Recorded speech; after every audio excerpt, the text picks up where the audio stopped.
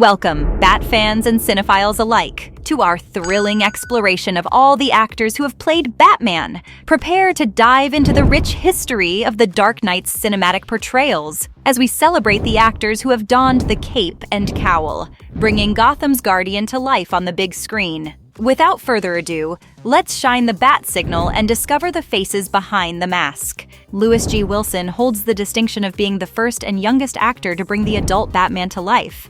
But unfortunately, his portrayal wasn't exactly a box office hit. At the tender age of 23, Wilson, an up-and-coming actor, took on the iconic role in the 1943 Columbia serial Batman.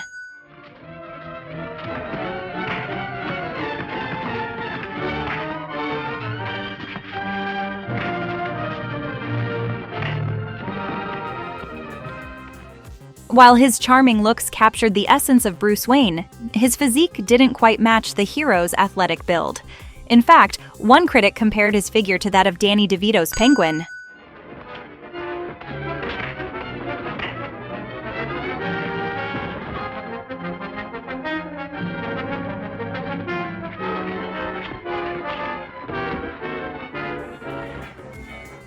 Unfortunately, Wilson's career never took off after his stint as Batman. Most of his subsequent roles went uncredited, with his next significant part being in this 1951 cult classic, Bawanga Bawanga. Eventually, Wilson left the world of show business, but his legacy lived on through his son Michael G. Wilson, who became the executive producer of the James Bond series. Lewis G. Wilson passed away in 2000. Robert Lowery stepped into the role of Batman in the follow-up serial, Batman and Robin, in 1949. At 36 years old, Lowery was no stranger to the world of acting, having already starred in The Mark of Zorro, The Mummy's Ghost, and Dangerous Passage. Unlike his predecessor, Lowery filled the Batsuit with a more superhero-like physique, complete with a utility belt right where you'd expect it to be. The only way to do that is by strategy. You have a plan? Yes, it will call for some cooperation by the Treasury officials. Also, we must let information leak out to a certain broadcaster. Although Lowery never reprised his role as Batman in another serial, he did have the opportunity to don the cape once more, making superhero history in the process. In 1956, Lowery guest starred on an episode of The Adventures of Superman alongside George Reeves. This marked the first time a Batman actor shared the screen with a Superman actor, paving the way for future crossover events.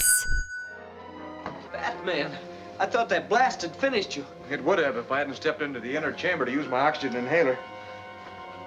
Who set off that charge? I don't know. Post-Batman, Lowery enjoyed a fruitful career in movies and television for another 20 years. He passed away in 1971. Adam West, born William West Anderson, is the actor who spent the most time in the Batcave. And you might know him as the charming and quirky Batman from the 1966 TV series. His over-the-top portrayal of the Dark Knight reached audiences through a feature film and several animated series, leaving a lasting impact on Batman's image. What's your name? Molly. You interest me, strangely. I accept your invitation.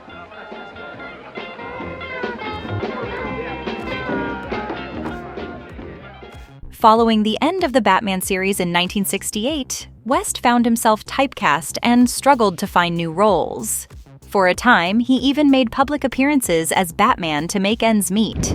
West returned to voice Batman in various animated shows such as The New Adventures of Batman and Super Friends. Several Hollywood stars, including Mel Gibson, Kevin Costner, Charlie Sheen, Pierce Brosnan, Tom Selleck, and Bill Murray, were considered for the role. However, producer John Peters chose Keaton for his ability to portray a real person who dons the Batsuit, someone both funny and scary. Excuse me. Have you ever danced with the devil in the pale moonlight? I'm gonna kill you. Don't think that I didn't try. As it turned out, the studio and fans had nothing to worry about. Keaton's performance received positive reviews, and Batman was a box office success. Variety magazine praised Keaton for capturing the character's haunted intensity. Keaton went on to reprise his role in the 1992 sequel Batman Returns, once again earning favorable reviews. Selina, we're the same.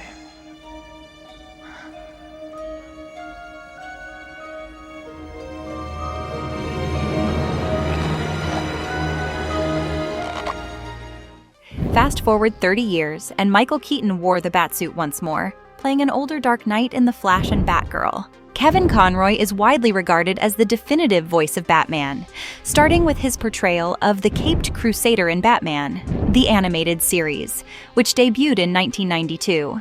Since then, Conroy has lent his voice to 3 additional Batman series, numerous animated films, and the critically acclaimed Arkham video games, solidifying the Dark Knight's place in pop culture. This isn't a social call. I've come for your nephew, Tony Zuko. You can't just barge in here making demands. I want him bad, Stromwell. Real bad. Many fans consider Conroy's performance in the animated film Batman: Mask of the Phantasm to be the ultimate take on the character. Regardless of your opinion, it's undeniable that Conroy's iconic voice has left a lasting impression on Gotham City and its fandom. I don't want to let you down, honest, but it just doesn't hurt so bad anymore. You can understand that, can't you? For those who always dreamt of seeing Conroy physically embody Batman, their wish came true during the Arrowverse crossover adaptation of Crisis on Infinite Earths. In this event, Conroy portrayed a Kingdom Come-inspired Bruce Wayne, delighting fans and bringing the character to life in a whole new way. When director Joel Schumacher took over the Batman franchise, Michael Keaton opted not to return. Several actors, including Daniel Day-Lewis, Ralph Fiennes, William Baldwin, and Johnny Depp, were considered as replacements. Ultimately, Val Kilmer landed the role, becoming the most enigmatic of the modern Batmen. You called me here for this? The bat signal is not a beeper. Well, I wish I could say that my interest in you was purely professional. You're trying to get under my cape, Doctor? Kilmer's performance received mixed reviews, with the New York Times stating he was a good Batman, but not a better one than Michael Keaton. However, Batman co-creator Bob Kane felt differently, claiming Kilmer was the best Batman up to that point. I see without seeing. To me, darkness is as clear as daylight. What am I? Please! You're as blind as a bat! Exactly. Though Batman Forever outperformed Batman Returns at the box office, Kilmer's time as the Caped Crusader was short-lived. Due to conflicts and concerns about the superhero's screen time, he left the Batcave for good, opting to film The Saint instead of 1997's Batman and Robin. George Clooney's movie career was just taking off when he was cast in 1997's Batman and Robin, following his breakthrough performance the previous year in Robert Rodriguez's From Dusk Till Dawn. Producers likely thought they'd scored a major win by landing the soon-to-be mega movie star. However, in hindsight, both the producers and Clooney might regret that decision.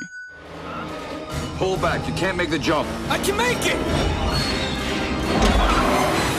Pull back. I can make it! Redbird control codes. Batman and Robin was a catastrophe, filled with campiness, awful puns, and those infamous bat nipples. Clooney once quipped that he helped kill the franchise and called the movie a waste of money.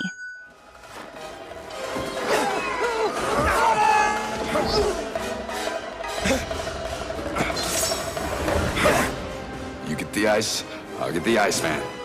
Surprisingly, this debacle did nothing to hinder Clooney's career. After Batman, he skyrocketed to superstardom with roles in Out of Sight, featuring a Michael Keaton cameo, Three Kings and Oh Brother, Where Art Thou, in the next 3 years alone.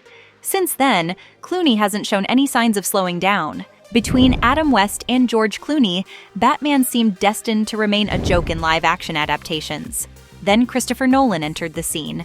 The Memento and Insomnia director took the reins, intending to reinvent the franchise and bring the Dark Knight's darkness to life. You know how to fight 6 men. We can teach you how to engage 600. You know how to disappear. We can teach you to become truly invisible. Nolan chose Christian Bale, citing that He has exactly the balance of darkness and light that we were looking for. Bale received generally favorable reviews for 2005's Batman Begins, with critics comparing his performance to his role in American Psycho. This city just showed you that it's full of people ready to believe in good. Until their spirit breaks completely. His ultra-husky bat voice, however, was less well-received. Despite mixed opinions on The Dark Knight Rises, Bale's portrayal was pivotal in Nolan's second Batman feature, The Dark Knight.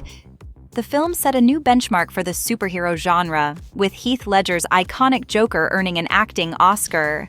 When Will Arnett, known for his role in Arrested Development, was cast as Batman in the 2013 hit The Lego Movie, nobody could have predicted the comedic gold that would follow. Arnett's unique blend of humor and timing, combined with the clever writing of Phil Lord and Chris Miller, turned this Lego version of The Dark Knight into an instant fan favorite. Do you want to talk about how you're feeling? What? No, I don't want to do that. Sir. No. Sir. No. Sir. No. Arnett's Batman was the perfect mix of humor and heart, appealing to both young and old fans. Will Arnett's performance was so well received that he reprised his role in the Lego Batman movie in 2017, once again showcasing his comedic genius and creating a Batman that will be remembered for being the funniest, freshest, and most entertaining version of the Caped Crusader. When Ben Affleck was cast as Batman in Zack Snyder's Batman v Superman: Dawn of Justice, fans were initially outraged, remembering his roles in past flops like Giggly and Jersey Girl. However, Affleck surprised everyone by becoming one of the most celebrated aspects of the controversial film.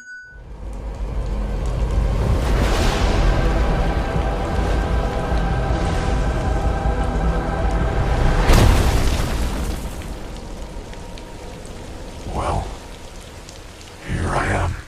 Affleck's Batman was distinct from previous portrayals. While he lacked the emotional depth of Michael Keaton's and the psychological complexity of Christian Bale's interpretations, he brought a picture-perfect physique and dashing charisma that set him apart from other bad actors. I bet your parents taught you that you mean something. That you're here for a reason. My parents taught me a different lesson. However, his Batman was not without controversy.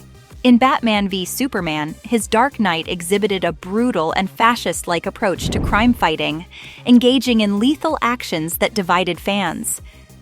This portrayal was somewhat reminiscent of Frank Miller's The Dark Knight Returns graphic novel, but deviated from the character's mainstream image.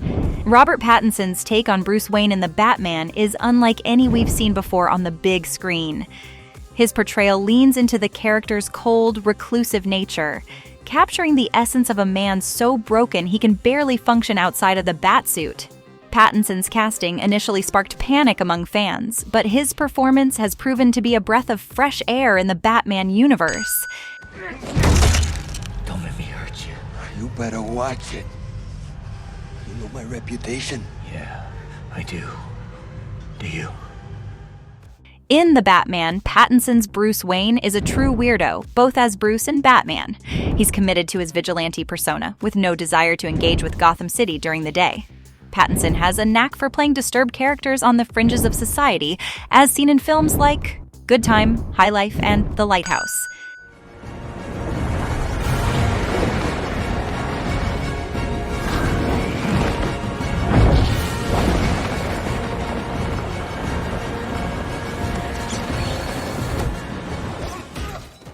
Additionally, the Batman focuses on the character's detective skills, a trait often overlooked in previous adaptations. This aspect allows Pattinson to showcase the world's greatest detective in a way that hasn't been explored on screen before. Well, there you have it, folks! We've reached the end of our Bat-tastic adventure through the myriad portrayals of the Dark Knight. From the earliest days of Batman on film to the most recent interpretations, each actor has brought their unique flair and vision to this iconic character. This is Story Reels. Subscribe to our channel for the very best in entertainment. And don't forget to hit the like button to see more stories like this. Now before you go, why don't you check out our next awesome video that we think you might want to watch.